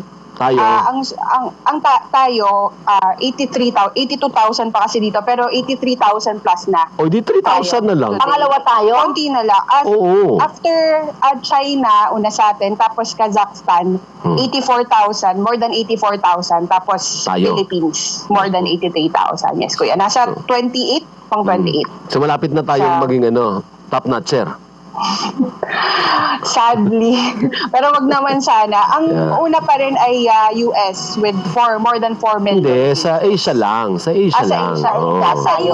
Sa Asia, sa ASEAN, Hindi, sa ASEAN, number 1 na nga tayo. Sa So, ASEAN, tapos yung ASEAN. yeah. Ang pinag-uusapan na natin ngayon, Asia. Mas malaki. No? So, malapit na tayo. Anyway, sige, Ara, thank you, Thank you. Si Radyo Patrol 55, Ara Perez, partner si Kim Fajardo, nagpapabati lang kay Jeff Hernaez. Babatiin ko ba? Babasahin ko ba tong tweet niya? Viber niya? Wag na. Sabi niya nakalagay I love you, Jeff Hernaez. Sabi ni Kim Fajardo. Ano nagawa ganun ng ba ang dalawang to? message? Oo, ganun eh. Oo, nakita ko. Ulit-ulitin natin yan hanggang sa makarating kay Jeff Hernaez. Kunin na natin si andyan na, baka magalit Professor Art Samaniego Jr., ang tech editor po ng Manila Bulletin. Hi, Professor. Good evening, sir. Good evening po. Good evening, Alvin, Doris. Yes, sir. Ba, iba ngayon yung arrangement ng bahay mo kaysa sa kasi nasa office ka nga pala kanina. Office ako kanina. Oo, nung in-interview kita. Anyway, sige, paliwanag mo nga, Professor Art, bakit ganun? Kahit kako kami mga ordinaryong tao, si Ted Filon, si Manong Ted, halos every week na nakikita mo yung partner, buwisit na buwisit sa telco dahil nga hindi nakakakonek, napuputol yung connection, out of reach. Paliwanag mo nga, Professor Art, ano bang problema? Yan ba ay kasalanan ng mga telco? Ang signal kasi natin, yung internet speed natin, nagdedepende doon kung saan yung pinagkukunan natin ng signal. So kumukuha tayo ng signal sa mga cell sites. Ito yung mga base station o cell sites o tower ng mga telco natin. So kaya pag ikukumpara natin ang Pilipinas sa ibang bansa, mas mabilis sila kasi mas madami silang cell sites kumpara sa atin. So ang nangyayari sa Pilipinas, nag-share ang 4,000 users, more than 4,000 users nag-share sa isang cell site. So kung ikukumpara natin siya sa Indonesia, sa Vietnam at sa China, pati sa India, ang users nila halos 1,000 lang na mga users ang gumagamit sa isang cell site. So, kung iisipin natin, para tong EDSA, para tong highway. So, kung yung highway mo, 6 lanes lang, tapos mapipilitan kang gumamit ng gagawin mo 8 lanes, lahat yon, babagal talaga at magkaka-traffic, magkakaroon ng bottleneck. Pag malawak yung highway mo, at kukonti yung gumagamit, mabilis siya. So ang laban talaga, Art, is padamihan ng cell site. At hanggat hindi dumami yung cell site, we will be stuck with the kind of connectivity that we have now. Oo. So, pag hindi natin dinagdagan yung cell sites natin, ganun pa rin tayo kasi may congestion na mangyayari. Correct. Kasi isang cell site lang yung pinagkukunan natin lahat, 4,000 kayo, ang capacity niya 1,000 lang dapat, talagang babagsak yung network. Ay, hindi ba responsibilidad yon nung mga telco na sila ang magtayo ng napakamaraming cell site? So parang pagka binigay sa iyo yung pribilehiyo na yon na ikaw ang gagawa, ikaw magsiservisyo dito, dapat kaakibat nun, alam mo na nga ang problema ang cell site. O di dapat bawat kanto maglagay ka ng cell site dyan nang walang agawan. Yeah. Tama. So, responsibilidad ng telco na maglagay ng mga cell sites. So, dapat, naglalagay sila ng mga cell sites. Kung maalala natin, noong 2016, sa unang SONA ni President Duterte, nabanggit niya na to eh. Sinabi niya na, pag di kayo nag-shape up, i-open ko to sa lahat. So, that time, pang number 176 tayo sa 202 countries. Ganun ang speed natin. Ako, pang 176 tayo, 2016 yun. Linarningan na niya yung mga telco dati. Ngayon, kumilos naman itong mga telco, makikita natin kasi open naman yung mga records nila. Ang naging problema nito, hindi sila makapagtayo kagad ng maraming cell sites. Ng madaming cell sites kasi halos 25 permits that time noong 2016. Halos 25 permits ang dapat nilang gawin para makapagpatayo sila ng isang cell site. Ang nagiging problema pa ngayon, merong resolution dapat ng sangguniang barangay. Merong resolution dapat ng sangguniang panlungsod. Merong resolution ng sangguniang panlalawigan. So, bumabagal siya na pag ang isang telco nagpatayo ng cell site, umaabot halos ng 1 taon para makapagpatayo siya ng cell site. Just for one cell site? Isang cell site. Ay di, ang dami mga taong susuyuin nun. Kasi ganun ang nature natin, hindi ba? Pag may poder, may kailangan ka sa akin, suyuin mo ko. Di ba? Ganun yun. Pag minalas-malas ka pa, hindi lang suyo ang kailangan ko. Ang kailangan ko, padulas. Correct. Ito pa isang problema nito. Hihingi ka pa ng permiso sa Homeowners Association ng isang subdivision o sa Owners Association ng isang building. Iba pa yun. So, na-approve ka na ng mga to ng gobyerno.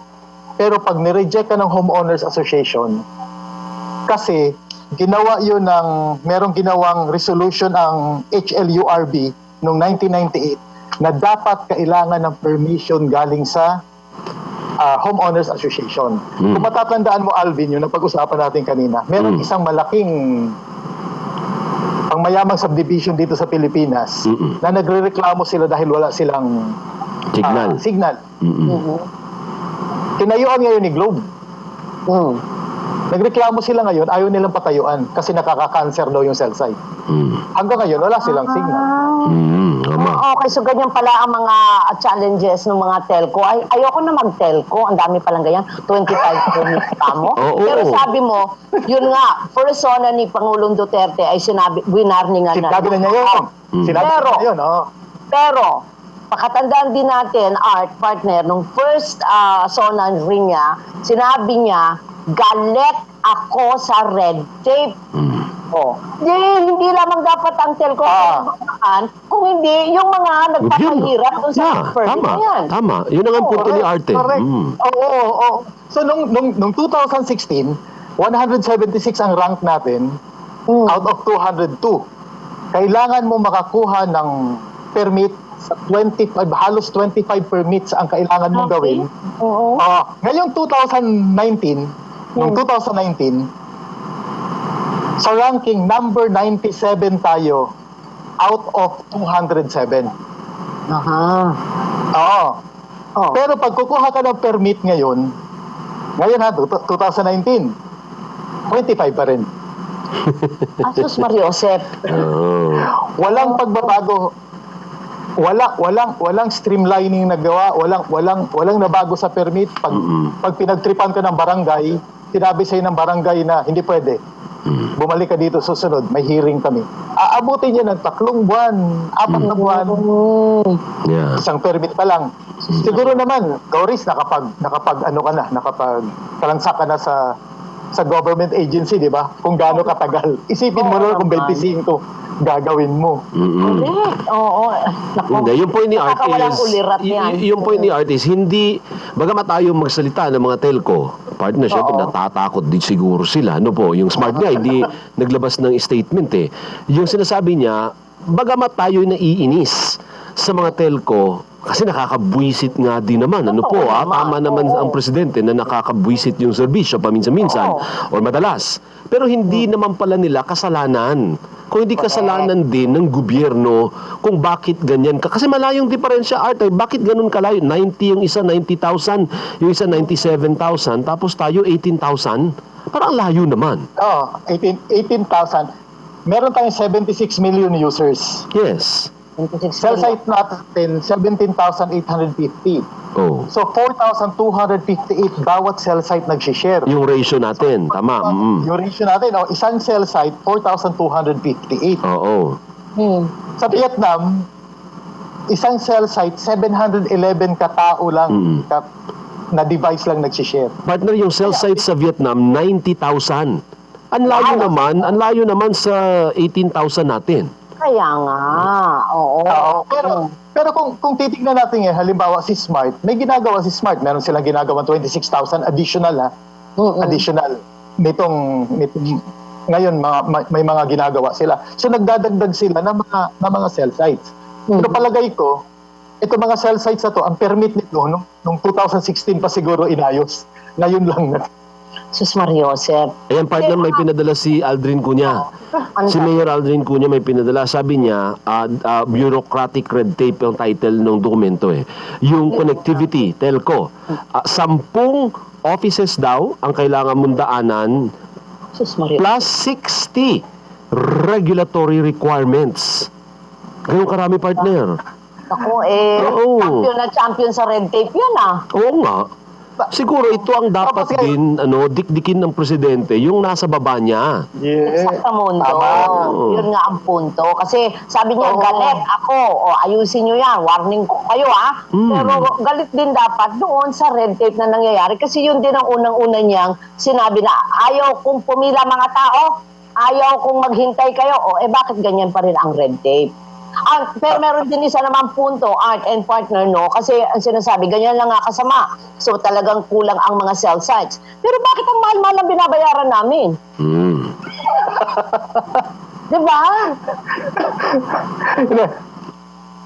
pero titignan natin yung gaya nito kailan lang sinabi ng Open Signal, ito yung isang independent body na nagme-measure ng internet speed. Ang Pilipinas, pang-apat siya sa most improved in terms of video conferencing. So video conferencing, sakto to sa work from home and online learning. So ibig sabihin, merong ginagawa itong mga telco na to para mapa-improve yung services nila. Tingnan mo ito yung mga permit, LGU, barangay clearance, city resolution, municipal resolution, provincial board resolution, special tax permit, tower fee, and other regulatory fee, tax clearance, building permit, occupancy permit, fire clearance, location clearance, NGA, DNR, CAAP, DOH. Ba't may DNR? Anong kinalaman ng DNR doon? Dahil magpuputol ng kahoy.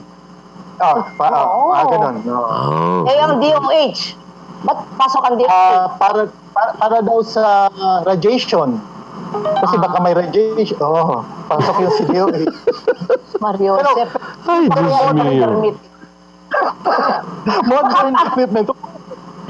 Baka, Hindi, pero ako naman partner, wala naman akong problema kung marami yung agencies na dadaanan. Kung mabilis naman sana. Mabilis. Kasi talaga At siyang walang ano eh. kadulasan. At Opportunity, walang kadulasan. opportunity talaga siya para maging corrupt. Kasi kumbaga, may kailangan ka sa akin magkano ako riyan? Oo. diba? Sabi nung isa, ako Lalo na sa binigyan ako barangay. ng- Correct. Lalo na sa Sabihin, barangay. nag-i-apply ka, ikaw telco ka, ang binigay sa akin, isang kain ng mangga. Ikaw, anong binigay mo sa akin? Bayabas? Ayoko ng bayabas. Wala ka. Ano? Hindi daw bayabas partner, gusto niya isang kaing ng pera. Ayan, nakikinig sa atin si Civil Service Commissioner Attorney Eileen Lizada. Kasi in-inform ka agad niya yung ARTA head na si Director General Belhica at si Attorney Pozon. May ahensya kasing ganon, anti-red tape. Oo. Kaya lang wala kaming oras sa Attorney Eileen. May ano pa kami, may punto pa kami. Go. 2016, sinabi na ni Presidento, ayaw niya na red tape. 25 permits that time. 2020, same. Ganun pa rin, oo. Walang nangyari. Walang pagbabago. So, para sa akin, hindi dapat sisihin yung mga telco para dito. Dapat gumawa din ng paraan ang gobyerno para mapadali at mapabilis yung ginagawang serbisyo ng mga telco. Mahal na binabayad natin, i-delay lang ng gobyerno, di ba? Sabi ni Jing, pakitanong mo nga dyan, how many days po inaabot para matapos po yung lahat ng permit? 1 year nga raw, Jing. For one year. tower. Or more than a year, gaya na nangyari dito sa isang malaking subdivision, hanggang ngayon hindi pa yata natatayo yung Correct. tower kasi ayaw ng mga residente. Oh, si May Laong, 2 years. Sabi niya, alam ko yan, 2 years na yung permit na pending for a telco tower company I used to work in na ipit sa LGU. 2 years. Ayun. Diyos mio. Mario Joseph. Si Eric Liz, merong tanong sa iyo, Art. Assuming daw na papayag ang mga telco and assuming na may mga overlapping customers ang dalawang telco, posible bang mag-interconnect ang mga cell sites sa mga telcos to improve speed for all customers? Meron namang project yung gobyerno na ganun, yung share ng mag-share sila ng tower, mag-share ng tower. So pwedeng gawin, pinag-aaralan nila ngayon yan. Pwedeng gawin kasi nga pwede sila mag-share. Kaya lang babangga ka na naman. Oo, babangga ka na naman doon sa red tape. Opo, sabi ni Aldrin Cunha, mangungutong pa ang mga kagalang-galang na para sa special use permit pa. And based on previous experience, Special use permit, based on experience daw, para ma-complete ang buong process, before ka makapagtuyo ng telco site, paglalaan ka dapat ng 8 to 9 months bago ka umabot sa construction phase. Si Aldrin, alam ni Aldrin yan, partner, dahil eksperto siya dyan sa local government to eh. Correct. So yun ang nagiging problema din. So bugbog sarado na yung mga telco pala. Ako, isa rin ako sa nagrereklamo, di ba? Pero hindi natin alam yung ganyan pala may mga challenges na ganyan. Mahirap. Pero sa nakikita namin, ginagawa ng mga telco yung pagdagdag ng cell sites kasi nga negosyo nila yan eh. Tama. Kung mga tao reklamo, masisira yung image nila, aalis yung customer nila. Oh, sabi ni Director General Belhica, less than 30 days na lang. Well, baka siguro sa ideally, dapat less than 30 days. Pero in actuality, kasi mismo si Aldrin na nagsabi, yan, taga-LGU yan, at saka si May Laong, 2 years daw. Although hindi ko alam kung kailan nila naranasan yun. Siguro ngayon, dahil may ARTA law, baka umiksi na art, hindi kaya? Building permit pa lang, 4 na buwan. Ako sa smart. Building permit pa lang, 4 Hindi, baka dati pa yan art. Baka ngayon, mabilis na. Bago, 2019 ko. 2019. Oh, last year. So building permit, tapos another 2 months para sa occupancy permit. Oh. Di ba? Tapos meron pang, yun nga, haharangin ka pa ng homeowners association. Ayan. Ayaw kang bigyan ng consent. Harangin ka ng barangay. Yeah. Di ba? Kung titignan natin, Parang itong binabasa ko sa HLURB, kung titignan natin parang ang bilis-bilis ng proseso kasi meron siyang process na ginawa. Pero yun nga, sinasabi niya, kailangan ng resolution, barangay council resolution, endorsing the base station. Kung sabihin lang Ano katagal to? Oo, sabihin lang, busy kami, ayaw namin munang pag-usapan. Patay tayo dyan, di ba? Ito pa, pinapabalik pa sila. Bumalik na lang kayo. So, representative ng telco pupunta doon sa hearing kasi meron para sa resolution. Sasabihin pa, postpone yung hearing, balik na lang kayo. Partner. Sabihin naman sa isipin namin Yeah. Kakalalang bumalik. Hindi, sabi ni Lizada, may inisyu na raw na Joint Memorandum Circular 01-2020, signed only last Thursday. Kailangan no more, wala na raw yung Homeowners Association and Barangay. Ayan. Salamat naman. Thank you. Mabuti naman. Mabuti naman kung gano'n. Sabi ni May Valle Zaniza, siguro sabihin ng chairman dyan, libre ako dapat yung internet ko perpetually at dapat yung pinakamataas na plan. Yang hiya naman kami sa inyo kung yan ang gagawin ninyo, Mario. Pero mo 2016 to sinabi ni President ha. Nagpirmahan nung Thursday, 2020. Di ba nawala red tape? Oo. Anyway, I thank you. Maraming salamat sa oras mo. Ay, you're welcome. Thank you. Welcome. Anytime. Thank you. Si Professor Stay Art safe. Samaniego po yan, ang tech editor ng Manila Bulletin. Yan palaging kinukuha ko pa kasi parang, di ba, parang si Art, parang kumpare mo lang sa kabilang kanto, pwede kayong mag-usap habang may tagay. Diba? Oo, parang shot-shot. Ikot mo muna, tapos sasagot siya. Tapos alam mo na, natututo ka na. Correct. Oo. Correct. Kaibigan ni Magaling. Kakantoring yun part niya palaging nagigist yan sa programa ni Kakantoring dati. Okay. Go. Basa ng konting text tapos commercial. May 4 minutes, may 5 minutes pa tayo na iwan. Go. Rolando Dalisay, same, walang pagbabago dahil ang prioridad ay, sige po. Baka po madali ako. Sabi ni Annie Sue, binasa mo ba to? Declared na po bang holiday sa Friday? July 31. Anong meron? Hindi ko alam. Day? Hindi naman ako na-inform. Ewan ko. Dahil papasok ng Ghost Month? Ganun ba yun?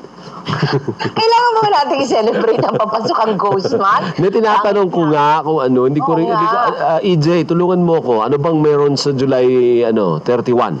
Baka may official Hindi kaya Inventuhan Day? Ganyan? Idil something. Ay, sabi ni Aldrin, Idil Adha.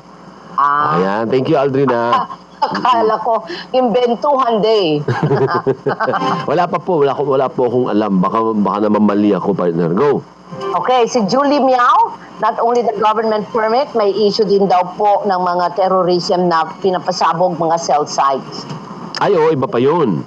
Iba pa yun. Oo. Kasi minsan naman dyan, may ang tawag doon, revolutionary tax.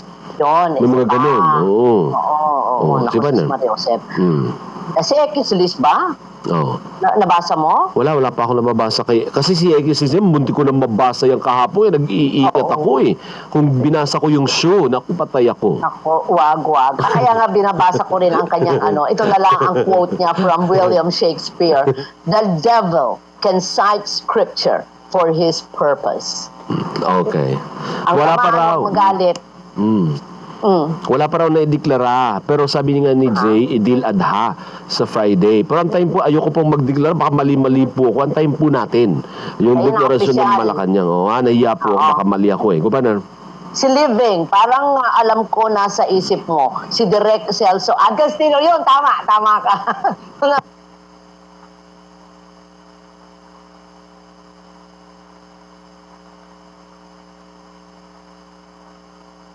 Nakapanabayan ni Director Joey Caparas, Director Carlo Caparas, si Direk Joey Gosieng Fiao at Mario O'Hara. Di ba? Mga old-timer. Naabutan naman niya mga yan. Si Direk Bobet lang ang naabutan ko. Going bulilit? Oo. Nag-guess ako dyan one time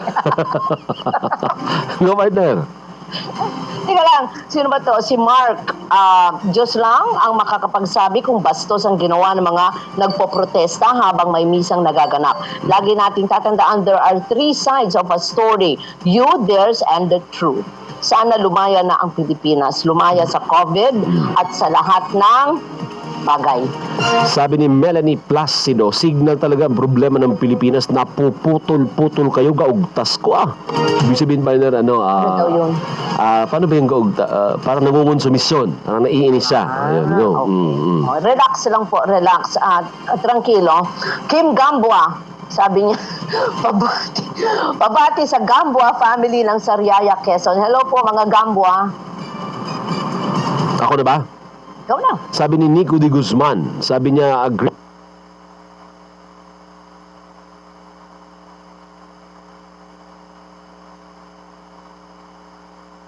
Background.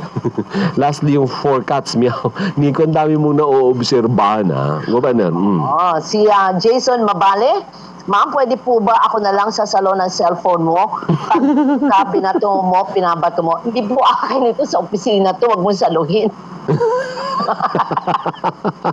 Hindi niya itatapon. Akma lang yun. Kunwari lang yun. Oo. Day in Tuna or Day in Tuna. Hello. At si Chris Berbo. Doris, baka totoo na ang pangalan ni Roger kasi may apelido talaga ang Bayot. Oo. Si yung singer. May Bayot ba yun? Magaling na singer. Oo, ganun talaga ang apelido niya. Go pa na. Nag-ano lang ako, Nag-iingat.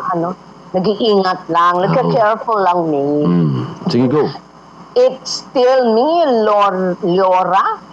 Mali. Paano kung nakadikit sa t-shirt o sa shirt mismo nakaprint ang nakasaad sa placard? Huhubarin? Kalokohan naman yan. Bakit di hulihin yung mga nangurakot sa SAP or ayuda? Sana mag-deploy ng pulis doon sa Rizal Memorial para masiguro ang social distancing. Sabi ni Lydia Tan, good evening Alvin and Doris. The start of the Ghost Month is August 19 to September 16. So ganun pala yun. Sa feng shui ata to, no? Akala ko kasi August 1. So hindi pa po yan. Hindi pa yan. Iba pa yung Ghost Month. Okay? Correct. So pwede pa tayong mag-celebrate. Partner, tinatanong ni EJ, baka masagot mo. Pwede daw bang i-file as OT yung pagsimula ng Ghost Month? Pwede ba yan? Ano daw? Pwede bang i-file as OT or legal holiday? Dineklara ang Ghost Month? Oo. Oh, pwede naman, EJ. At doon ka na sa kabilang kumpanya magtrabaho. Igo-ghosting ka raw, EJ. Nung boss mo. Pag final mo yan. Oo. Ano ba naman tong batang to kung ano-ano naiisip? Ayun, si Lani Misa Lucha daw. Ang apelido nun, Bayot. Yun. Thank you, May. Go. Hindi naman ako na-inform. At si Jing din. Partner, ikaw muna. Sige, Sabi ni Jay Salonga, pakibati po ang classmate ko si Laura Quiniano, staff ni Senator Riza Ontiveros, studio housemate na si Roland Dalu, Ese Gillian at Gerald Toledo. Salamat po. Nakita mo ba yung explanation ni Aldrin Cunha? Ano na naman? Sa Idil Adha? Ang Idil Adha daw ay Feast of the Sacrifice. Di siya na. O, di ikaw muna ang isa-sacrifice namin, ha, Aldrin? Litsunin, si Aldrin. Na-imagine ko may seremonya, si Aldrin, tinatali sa sa bamboo, sa bamboo, tapos lagyan ng apple sa bunganga niya. Oo, mga tao naghihiyawan, tumagpuwa, ganyan.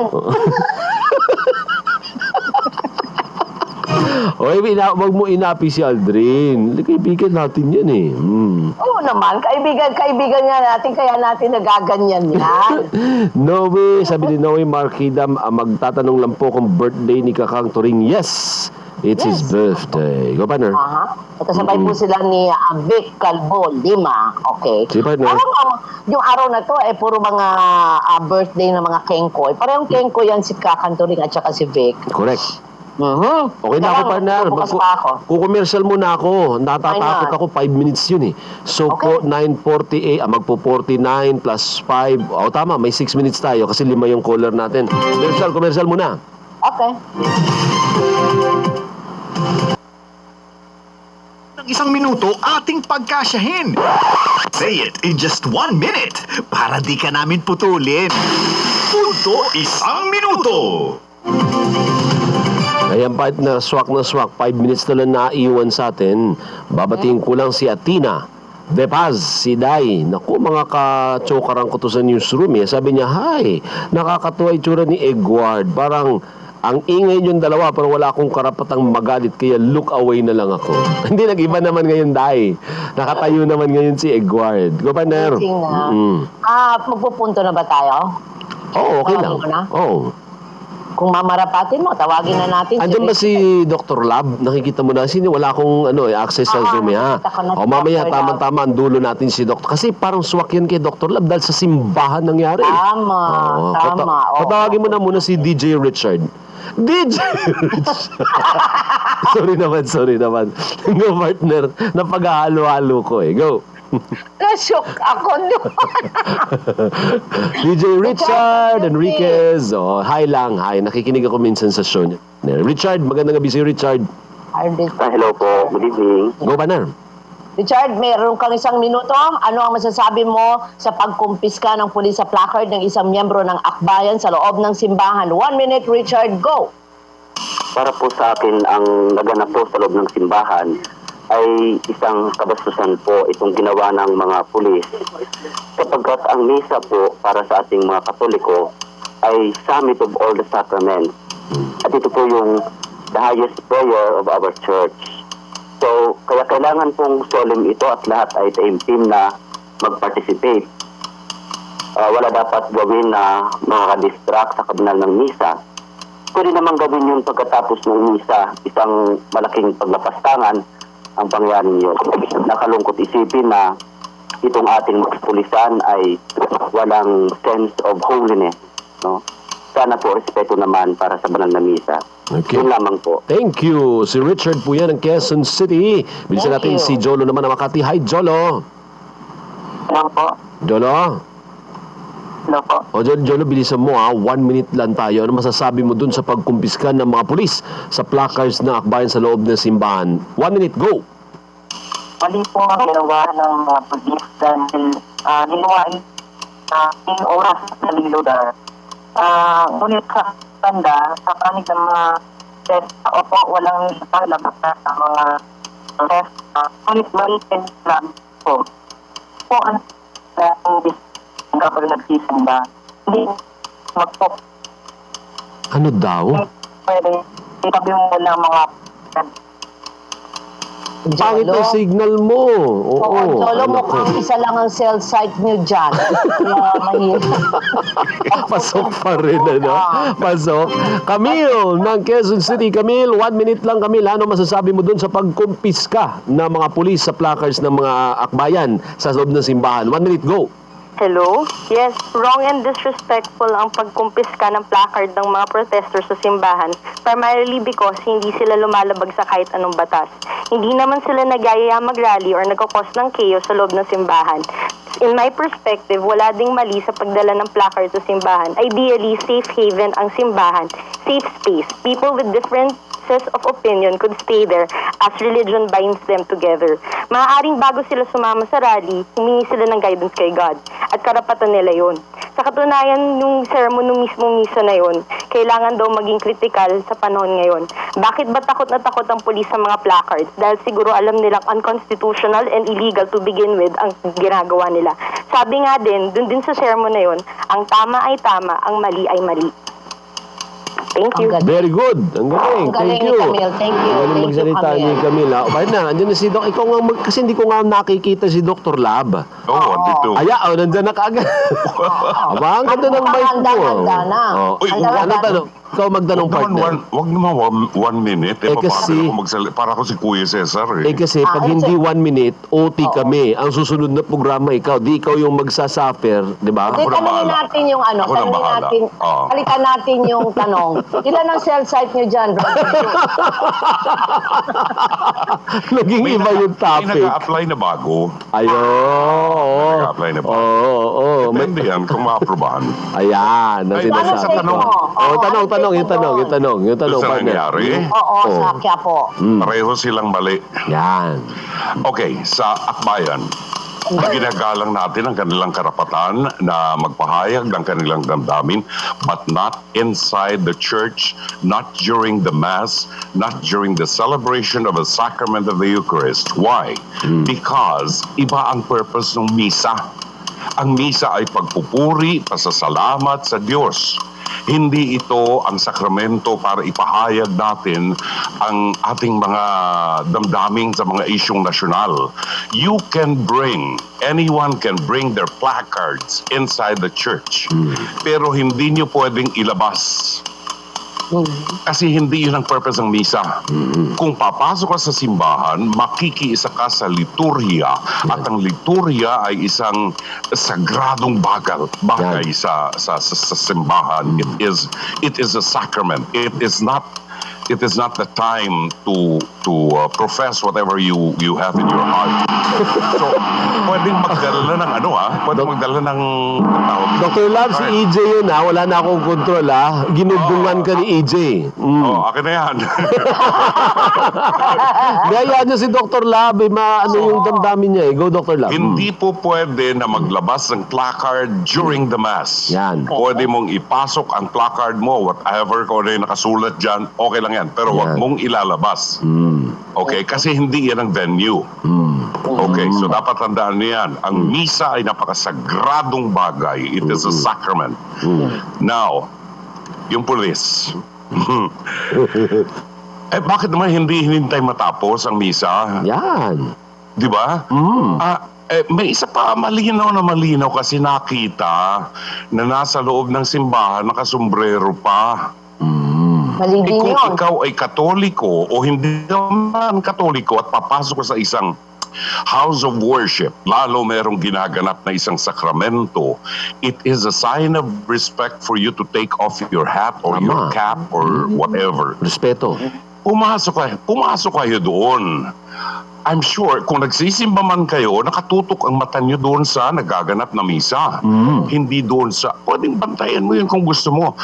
Pero tanggalin mo yung sombrero mo as a sign of respect. Second, hintayin mo na makalabas ang puneng yan ng simbahan at doon mo pusasan. Yan. Hindi naman yan makakatakbo. Ang dami nyo nakadupo rin pa kayo So let's put everything in its proper perspective. Yung mga alagad ng batas, respeto lang sa sakramento, magagalit ako. Yeah. It's a sacrament. Yes. A sacrament. Yes, If you do tama not po. know the sacrament of the church, please, pag-aralan nyo. Kung ako po, sinubukan ko na at sa mga pilgrimages namin, pumapasok kami sa mga mosque, pumapasok kami sa mga simbahan ng mga Orthodox, and we respect them. Yeah. We respect them. They deserve to be respected. Ganon din sa civilized naman tayo. We should know that. So yung issue talaga, Dr. Love, respeto. Respeto. Oo, sa simbahan. Both of them, pareho silang mali. Parehong hindi nila alam yung ginagawa nila. Okay. Kung yung mga akbayan na yan ay mga Katoliko na alam talaga kung anong doktrina, hindi nila gagawin yun. Tama. Kami din po ni Alvin merong kasalanan. Kasi overtime na. I will discuss this like hindi niya tayo mapagalitan, partner. Kasi si Dr. Love ang nagpa-OT, Kasi mahalaga yung issue nyo. Tama. Oh. Salamat po. Sige, thank you. Jun, thank you, Brother Jun. Salamat po. Partner, magpapaalam na tayo at 10:03 na. Si Alvin Alchico po ito. Doray po, makinig kayo kay Brother Jun. Mas mahabang diskusyon tungkol doon sa simbahan. Susunod na po, Dr. Love. Ay, hindi pala. Brother Jun Banag sa programang Dr. Respeto. Susunod na in just a few seconds. Bye-bye.